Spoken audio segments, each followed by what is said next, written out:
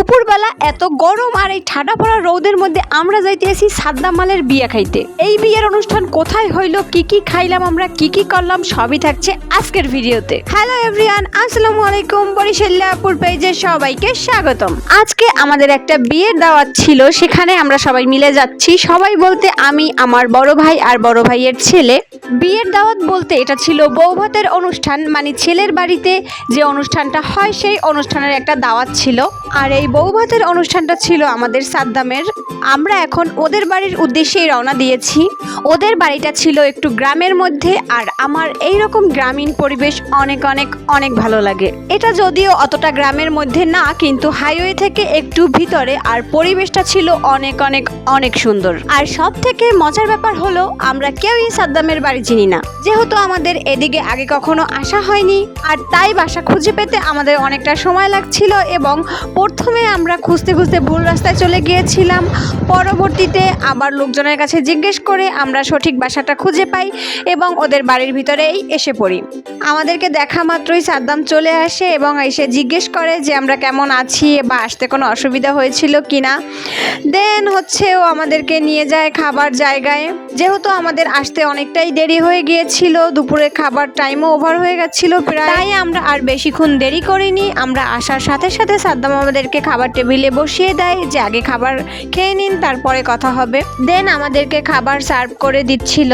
আর খাবারের আইটেম হিসেবে ছিল পোলাও, রোস্ট, মাছ, গরুর গোশত, দেন মিষ্টি, ফিরনি, যেগুলো আর কি সাধারণত বিয়েতে যে ধরনের খাবার হয়ে থাকে। আর এই তো আমরা তিনজনে মিলে এখানে বসে বসে খাচ্ছিলাম।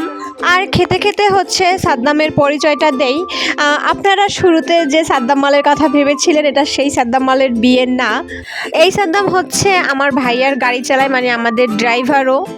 ও রিসেন্টলি বিয়ে করেছে, বিয়েতেও আমার ভাইয়া আর আব্বু গিয়েছিল। আর এই বৌভাতের অনুষ্ঠানে আমাদের পুরো ফ্যামিলির দাওয়াত ছিল, কিন্তু বাচ্চা কাচ্চা নিয়ে এত দূর আসা সম্ভব হয়নি দেখে বাচ্চাদেরকে আনা হয়নি, আমরা তিনজনে চলে আসছি। আর এই গরমের মধ্যে বিয়ে খাওয়া যে কি পরিমাণ কষ্টের সেটা আর নাই বললাম, কিন্তু আমার খুবই ভালো লেগেছে এখানে এসে।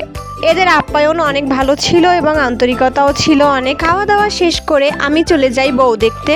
আর বউ ছিল যথেষ্ট পর্দাশীল, যার জন্য কোনো প্রকার ছবি বা ভিডিও করিনি। আর বউ কারো সামনেও আসে না, তাই বাসার মধ্যে গিয়ে বউ দেখে আমি চলে আসি, এবং পরে আমরা ওখান থেকে বিদায় নিয়ে বাসার উদ্দেশ্যে রওনা করি। বাসার দিকে যেতে যেতে আমরা অনেক ধরনের গল্প করছিলাম, আর ভাইয়া বলতেছিল যে এরকম গ্রামীণ পরিবেশে যদি আমরা একটা বাড়ি করতে পারতাম তাহলে খুবই ভালো হতো।